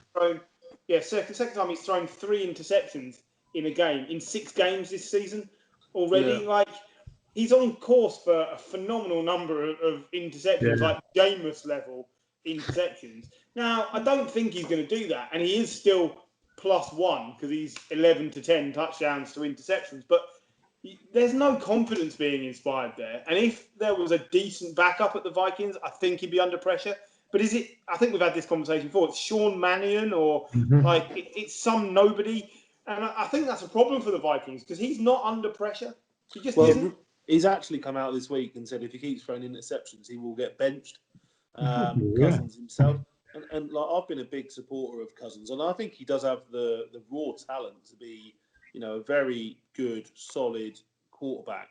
But he's paid a lot of money, and he is not performing to the level they are paying for, because essentially at times they're going to have to lose other players because they're paying him, $27 million a season or whatever they're paying him.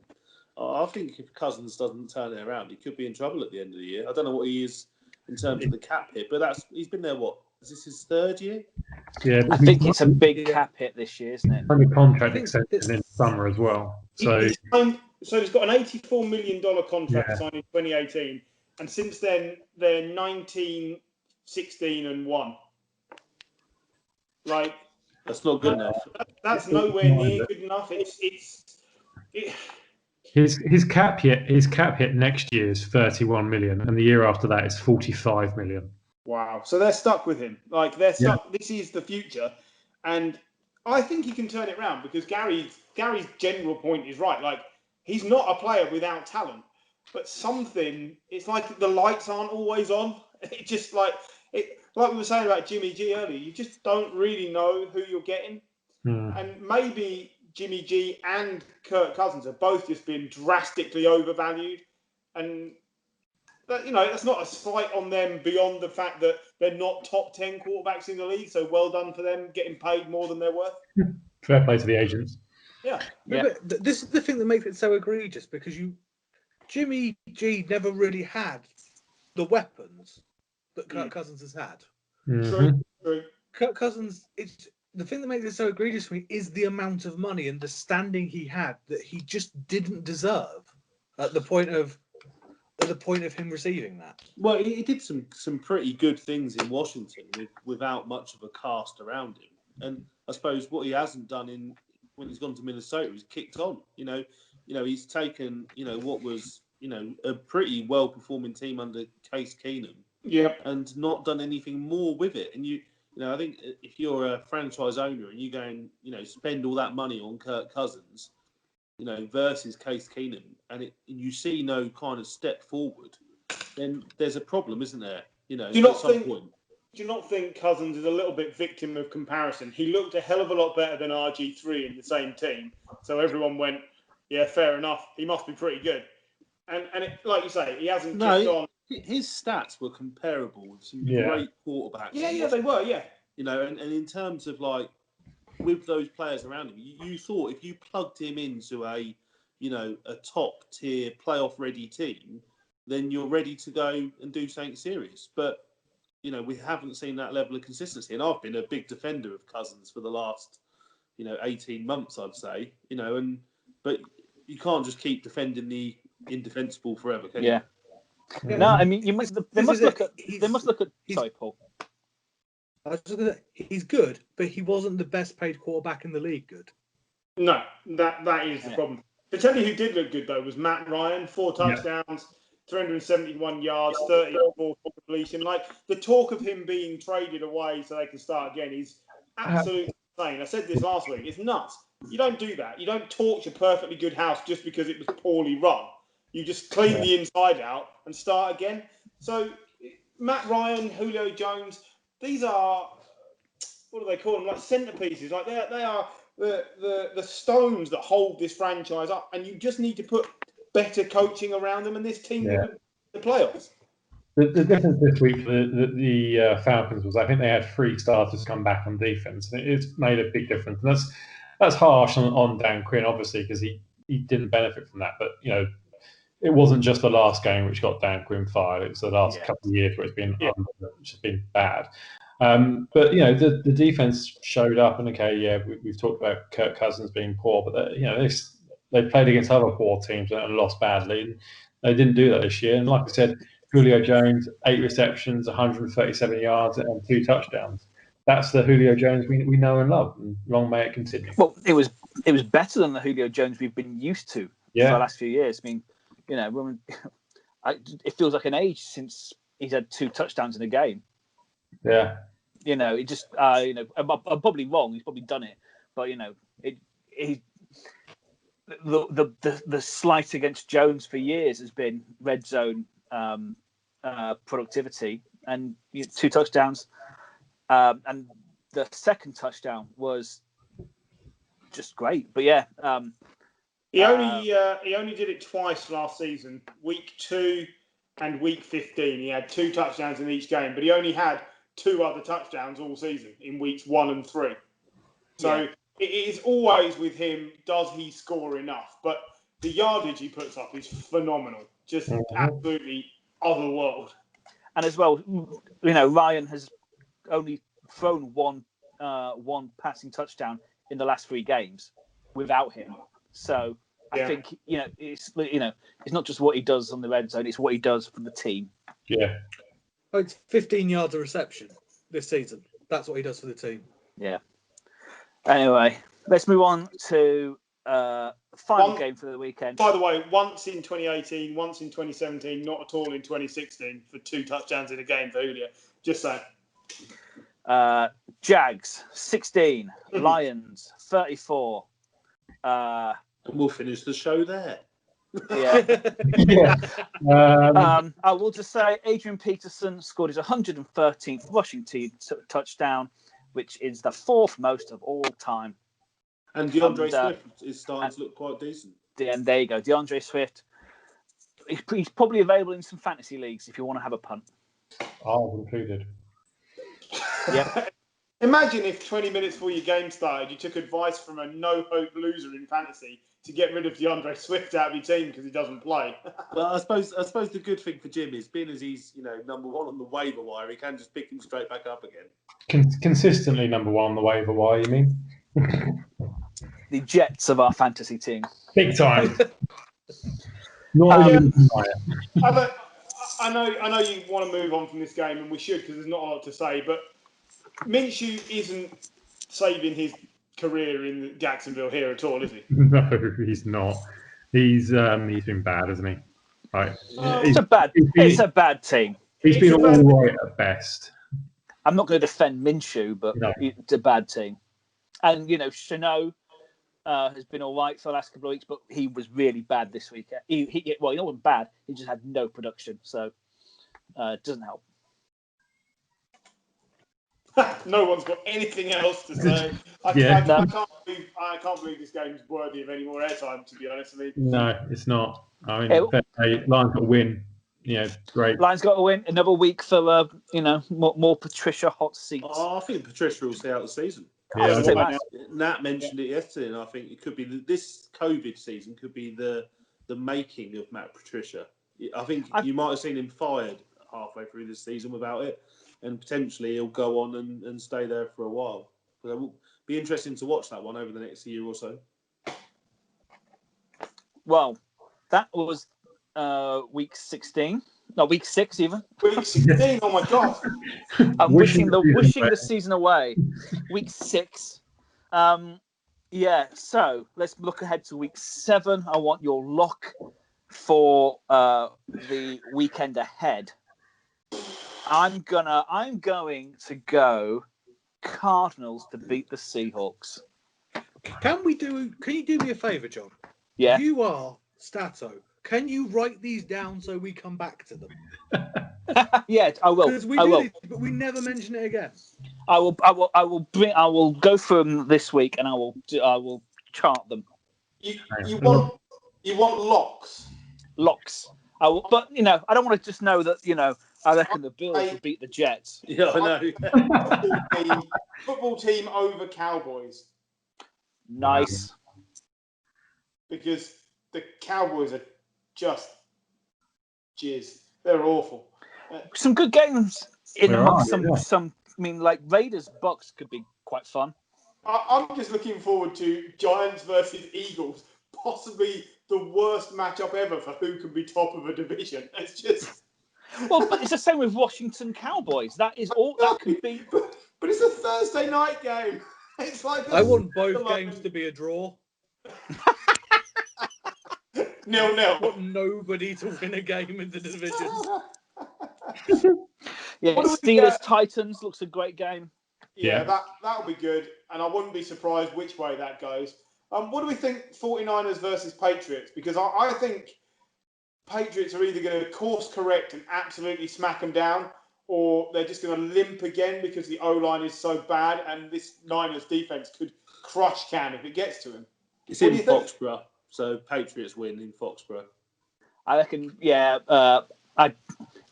You didn't want to play the Chiefs this week. I wouldn't want to play the Pats this coming weekend after a quite frankly pathetic loss. I'm going to give you my lock, John. I'm going to give you the lock. The Cardinals are going to beat the Seahawks. That's what I said. So cool. Is this the week where Herbert gets, a big win over the Jags? Yeah. Yeah, I was just about to lock up the Chargers over the Jags. Okay. Yep. And Gary. Bengals over Browns. Ooh, yeah, you reckon?